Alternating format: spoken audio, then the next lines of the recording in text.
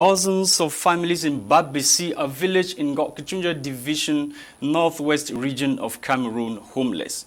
It should be recalled that this is not the first time the village is experiencing flooding. In 2012, over 70 families were rendered homeless by floods. Today on the program, we are receiving the Royal Highness of Babisi Village, His Majesty von Yimu Oliver Sondembio, the third of that village. I am Lasha Kingsley in Douala, Cameroon, and this is the agenda. I will be right back.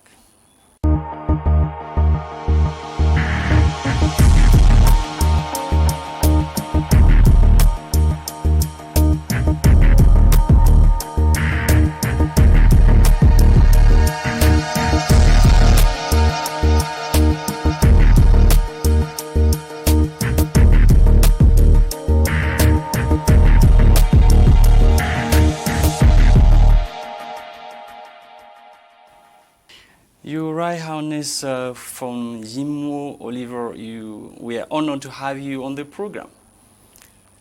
It's my pleasure, and good afternoon to the televiewers. I'm the son of Babisi, located in the Babisi subdivision, Gokchunja division, in the northwest region of Cameroon.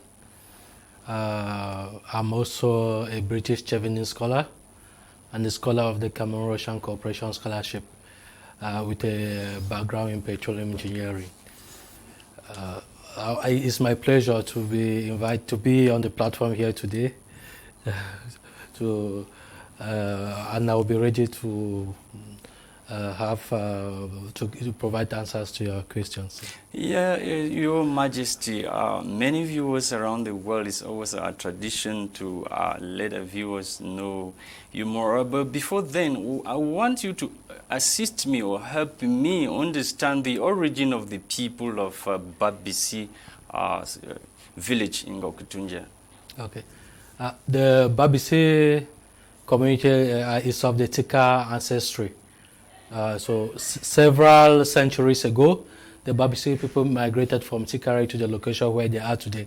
Actually, from the history that we are being told, their father passed away, and their mother had 4 sons with, that were married with their own families and children.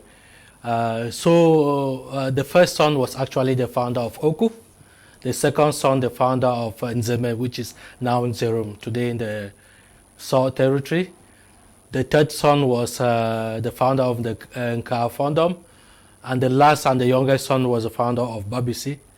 So after the passing away of their father, they decided to migrate to an unknown destination with their mother. So when they reached a certain place, they called in the Babisi language Fugawo, which is today north of the South Territory. A dispute erupted among the 4 sons of Nchukwushi, that is the name of their mother. So the dispute was about who was supposed to be the leader of the family in place of their father. So according to what we were told in history, oral history, there was no agreement on who was supposed to be the leader of the family. So they decided to part their ways. So each of the sons of Nchukwushi was supposed to go to his own destination, which is his family, and found a different fondom. Babisi being the youngest, and so he got the compassion of the elder son, which was Oku, the elder son, the founder of Oku. So since he was caring about his youngest brother and was afraid Babisi, the founder of Babisi, would not find a suitable territory to settle on, so he gave the founder of Babisi a ram to guide the founder of Babisi. Yes.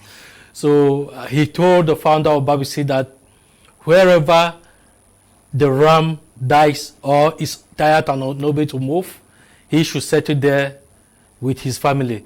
That place will be the suitable location for Babisi. And they finally settled where they are today. Exactly. So actually they followed the ram until they rested at a certain place called Fugawo, as we were told. They left Fugawo. So they rested at a certain place called Bitueka. So when they got up the following morning, the ram wasn't there, so they followed the track of the ram, and they found it at where they are settled today, at a certain place called Bingwek. So even up to today, that place is where the exact location where the ram died is a shrine, and the Babisi people sometimes we do traditional ceremonies, libations there. And one sign which remains again up to today, which shows that this history is actually true, it's a piece of land. So from what we were told, when Babisi settled where they are today, when they found the dead ram and settled around the Bingweka, in acknowledgement of the guidance of their eldest brother, the founder of Oku, they allocated a very vast piece of land, which is called in Babisi language Chifufuaku, translated literally as the sacred land of the founder of Oku. Okay. Yeah. So that with that land, the purpose of that land was the fact that if the Oku people had a problem where they settled, they could easily migrate and live there. The land was very vast, and it was not untouched until recent times. And we learned that the Oku people also reserved a similar piece of land by then to the Babisi people. So the Babisi people lived then from the Bingwek, they spread, formed into quarters. They got among the sons of the founder of Babisi, who was Tien the Chuakabi. When he finally died, there was one of the sons was succeeded to be his successor, and they crowned him as the founder of Babisi. And that's how the Babisi history started. And we got, they expanded, we got many attacks from different communities because the land of Babisi was fertile and it was on the plain. So many neighboring, many villages were coming to try to settle there, and they always try to fight to get the land from Babisi, but the ancestors defended the land from then. And then you also have the Bamun territory. The Bamun people, the Bamun that was expanding, they captured many territory that attacked by Babisi. Fortunately, the ancestors defended, same with Denso, and the Babisi remained independent until Goktunja division was created. You have this peculiar problem in your village, that of flooding. This is the second time that you are having it. The first was in 2012, September 2012, and the recent one being on August 5th, 2019, where over 60 houses and 48 families were rendered homeless by heavy rains accompanied by strong, powerful storms. So what is the situation of the homeless now in your village? Well, the situation is not good, but we have the entire Babisi people are like one family. So the problem of one person is the problem of the entire founder. So those who have been rendered homeless were provided residence in the houses of the other Babisi people whose house survived the storms. And now we are mobilizing ourselves to get help to these people. First of all, they need to survive. They need food, and they also need sanitation, basic necessities. And we are also planning to give them hope to reestablish their lives and go back to normalcy. In 2012, the government of Cameroon, when the other flooding took place, the government of Cameroon disbursed 20 million and 80 million francs cash to assist victims of this sad incident. Where are we today with the money? Yeah, it was announced to us that when the minister came that there was that 80 million and the 20 million which you rightly mentioned. And we learned that actually the 8 million was supposed to go to help the victims, but not all the money was shared to the victims. As we will learn, 50% was reserved to provide a permanent remedy to the problem, to the issues in Babisi. Since then, well, I can't tell to what extent the money was used to provide that permanent remedy, because the situation hasn't really changed. Else we won't have been, won't have witnessed the same event a few days ago. So at your own level, what have you been doing with your subjects to make sure that this issue of flooding in your village is not recurrent, is not longer happening? What have you been doing? Yeah. So while waiting for the permanent remedy from the administration, we have a new administration now in place. It happened when we still had the former SDO and the former divisional officer of Babisi. So by then, all this while waiting for the permanent remedy to be provided for the Babisi people, waiting for the meetings to be called with the community and their leaders like myself to discuss a way forward, we, the Babisi people, decided to put some action in place in order to prevent the floods from happening recurrently. So we, first of all, sensitize the people on farming very close to rivers, because when they do that, when it rains, you have the water that washes the ridges into the rivers, making them shallower, and it is easier for the rivers to overflow their banks. We also instituted community work programs whereby weekly youths and some of the people in the community, they clean the drainage gutters and also create new drainage trenches to be able to evacuate the water when we get very heavy rains. So that has worked since 2012. That's why we didn't have any serious flood with devastating effect by then. But until the crisis started, I've not been in the village for long because of security issues. So obviously the community work hasn't been effective as it used to be in the past, especially as many people left the village. Talking about the village. Yeah. When last did you visit the village? When last did you go to your village? That is about a year ago. By then, the crisis was already ongoing, but it hasn't taken a violent turn, especially in my village and the other areas. But since it took a violent turn with armed separatists and the military constantly confronting each other and security threats, so it has become a challenge to go back to the village. Does they still command the same respect he used to command before the crisis? Are you a politician? Answering the first question, yes, among my people, the civil population, I say command the same respect, because whenever there are issues, they call me, we share their grievances, we give decisions.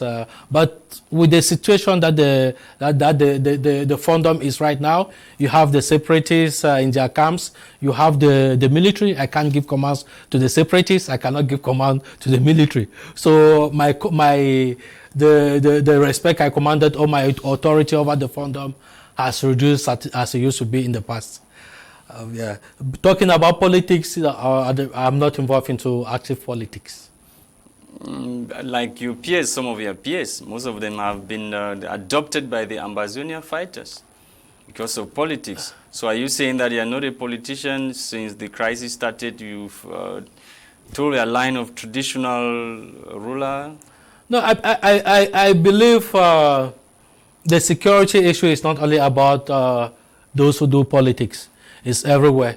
That's why I've not been able to go back to the Fundum for quite some time now. Have you received some threats from the Ambazonia fighters or the military? I will not want to go into details of that because it's a sensitive topic. Yeah. Where are your wives?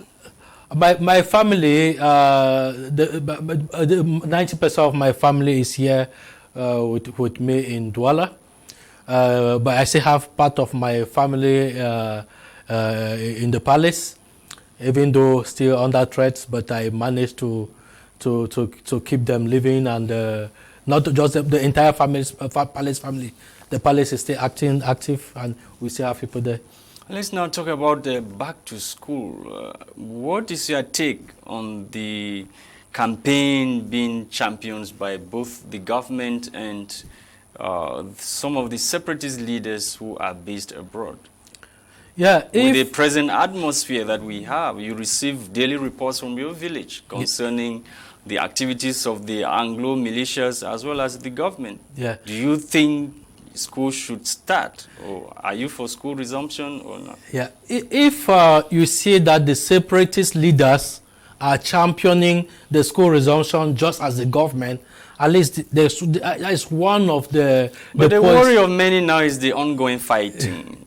Yeah, that is where I was coming to. So, but actually what I'm trying to say that it is important for school to resume. We know the importance of education because if we talk about marginalization, if our own children do not go back to school, It provides more grounds for marginalization even in future, because if you are not educated, those who are more educated will always marginalizing you. So if you see the government is advocating for school resumption, you see even the separatists that are not on the same terms with the government, some of them wanting school resumption. You see even people from the school civil society wanting advocating for school resumption. It shows the importance of education.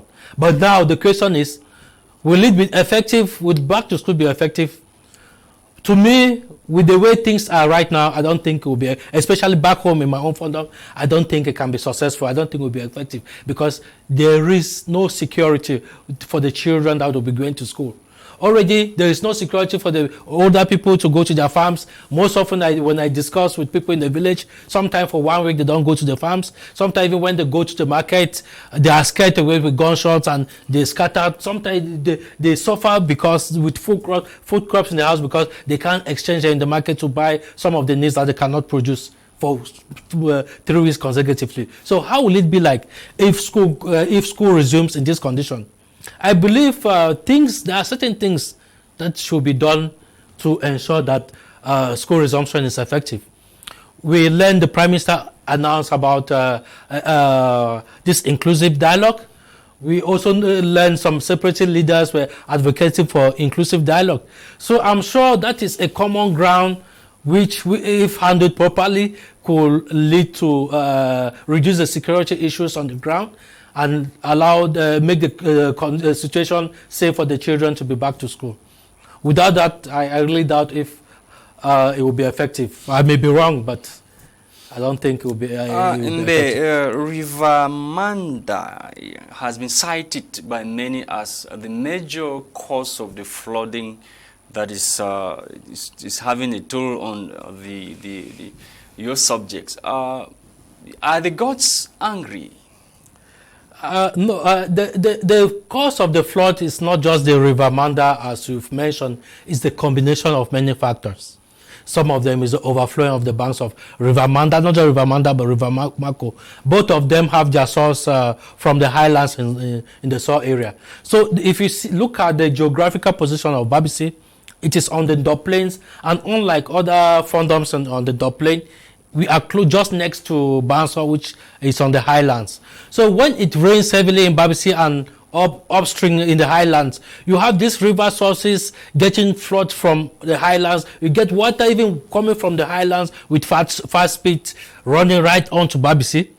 And because of the fact that maybe River Manda is shallow, not very deep enough, or maybe still sand cause it to be a bit shallower. If the drainage is not good, and also coupled with the fact that with the creation of Babinij Dam, you have the water table not just in Babisi, but in the entire Ngoktia division that is a bit higher. So water sinks with more difficulty than it used to be in the past. So it's very easy with all this combination of factors for water to build up, resulting to the floods that has been causing this problem in the past decade. Are you considering a resettlement of your subjects? Yeah, to resettle the entire Babisi Fondom is not possible, not only because of our historical affiliation to the Babisi Fondom, the Babisi territory, but also because of the huge population. Where are you going to move them to? So I believe the major thing we can do to look for a permanent solution is to improve the drainage, to get help either from NGOs, the government, or all the other stakeholders to improve the drainage system in Babisi, and also try to build something to be able to channel the water from the highlands, from the Seale area, so that when it rains and water is coming down, it should be channeled safely into where it can empty itself without causing floods to the town. In the past, also, when the first time when this flood happened, we learned some of the money that was the government helped the victim with was not entirely shared to the victim, because they wanted to prepare one of the hills in Babisi, a certain highland area, so that some of those who are more exposed to move there. But since then, we are still waiting to see effective work being done. We are still waiting to even see meetings being held with the population to sensitize them if they need things to be done from our own side. So things are not clear. There is no commission with the local community to discuss about the allocation. But you have the Woshiwo Cultural and Development Committee. Yeah, we have the Woshiwo Cultural Development Association. That is the major development association of Babisi. But due to the scope of work that is needed to get that territory prepared for resettlement, we cannot afford that finances. But what the government help with, if properly used, could have been enough to even start somewhere. Where is the money? Where has the money been kept? Unfortunately, I can't tell you because the community didn't manage that money, and the community was never associated in the management of the money. I wasn't associated like the fund of Babsi. My notables were not associated, especially the part that we learned was kept to prepare the area for reallocation of the former victims. So what is your cry now to the government of Cameroon as well as the international community? Why we are trying now to give hope to the families that are victims, we are crying to the international community, to the government to provide to help us in providing a permanent solution. So when, the first step, what we are doing now is to try to relieve the victims. After that, we plan to have some meetings with the elites of the fandom to brainstorm on some of the the permanent solutions that could be put in place to provide permanent remedies. So once that is done, we will seek for help from the government and other stakeholders, the international community, to provide permanent solution. And what the permanent solution, do you see it coming? Who are those to push for the solution? We are pushing for it by ourselves, and our plea is that just like because the government had the intention to help, that is why that a huge sum of money was dispersed to help the victims in the past. But our cry now is, if the government is coming to our aid now, it should be championed, or the management of this, any permanent solution should be championed by the community for effective management, for transparent management.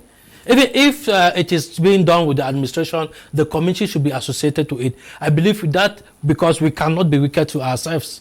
We would like to manage it the best way to provide that is good for the community. Yes. So are you looking at any international NGO? And are you looking at which one are you looking at? I have not yet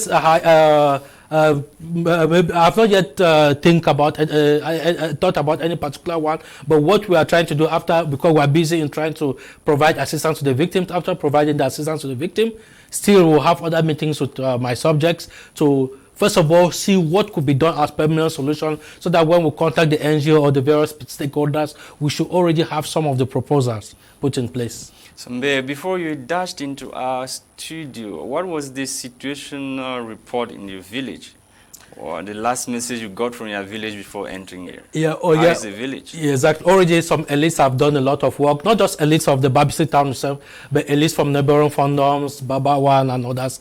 They've been providing help to the people. They've sent some help contributions. Some elites of Babisi are still trying to mobilize themselves to go as group, and have also some elites are trying to do fundraising activities in the various towns of Cameroon, and all those whatever is gathered will be channeled back home to help the victims. So the situation is calm now, and I believe the GO2 has been helping, because he got an assessment of the damage that has been done, and I think there's an action that is being done in that line. Your Royal Highness, it was a pleasure having you on this edition of the Agenda. Thank you so much for coming. It's also my pleasure, and thank you for inviting me. Welcome. Okay.